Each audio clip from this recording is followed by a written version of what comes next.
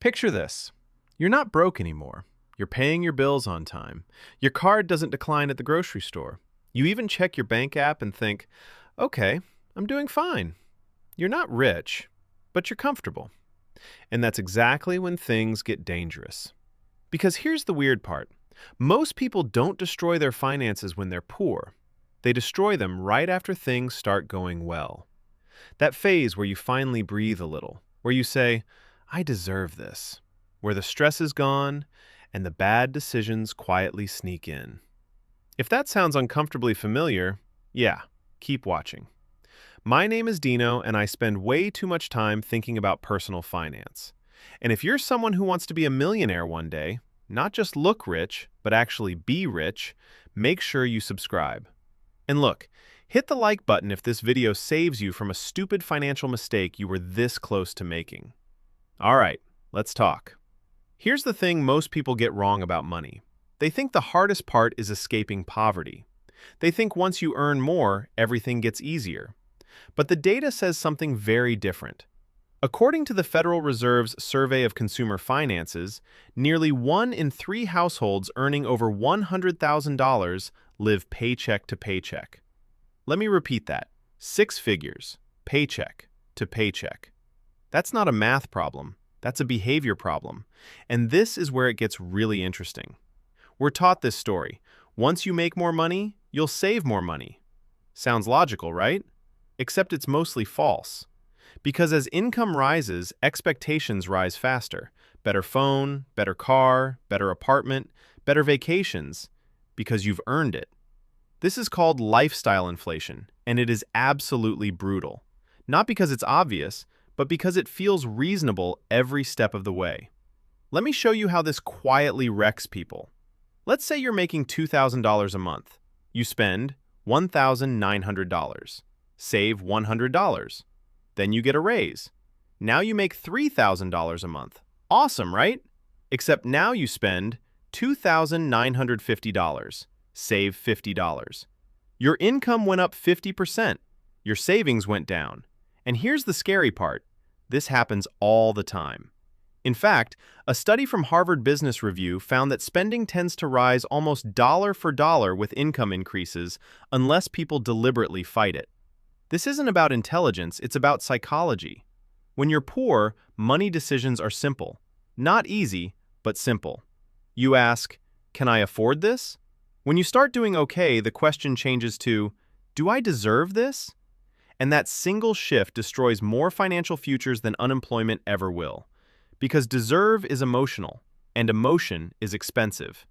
I've seen this happen over and over. Someone starts earning more. They upgrade everything, slowly, responsibly, logically. A slightly nicer car, a slightly nicer place, a few subscriptions, eating out a bit more. Nothing crazy. Until one day they look around and realize, I make good money, but I'm stuck. No investments, no real savings, no flexibility. They escaped being poor and walked straight into being financially fragile. Now, maybe you're thinking, okay, Dino, but what's the alternative? Live like a monk forever? No, that's not the point. The problem isn't spending money. The problem is spending without a system. And this is where most people completely miss the real danger. The most dangerous phase of your finances is not when you have nothing. It's when you have just enough. Enough to stop worrying, stop tracking, stop planning. Enough to feel safe, but not enough to actually be safe. This is the financial equivalent of driving without a seatbelt because you're only going a little fast. And yeah, that's when accidents happen. Think of your finances like a video game. When you're broke, you're in survival mode. You're careful. You're alert. Then you level up. You get better gear, more coins, more freedom. And instead of investing in armor, you buy skins. Looks cool. Feels good. Does absolutely nothing when the boss fight starts. According to Bankrate, over 56% of Americans can't cover a $1,000 emergency without debt, and many of them are not low income. They're in that comfortable zone. This is what most people don't realize. Comfort without structure is a trap. Here's where it gets even more uncomfortable. Most financial advice online is aimed at poor people. Budget. cut coffee, save $20. But almost no one talks about what to do after you start winning. And that's why so many people stall out right there. So let me leave you with this. The most dangerous phase of your financial life isn't when you have nothing. It's when things finally start working. When you're no longer scared, when the pressure is gone, when you tell yourself, I'll get serious later. Because later is where most people quietly lose. This is what the majority of people never realize. Money doesn't disappear because you're irresponsible.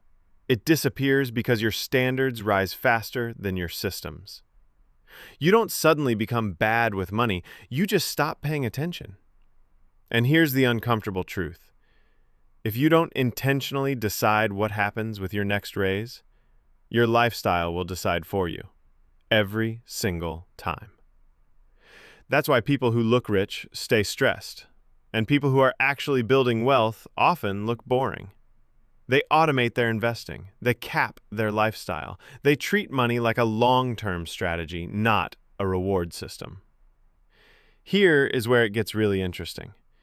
If you can win this phase, the comfortable but not rich phase, you don't need luck, insane income, or perfect timing.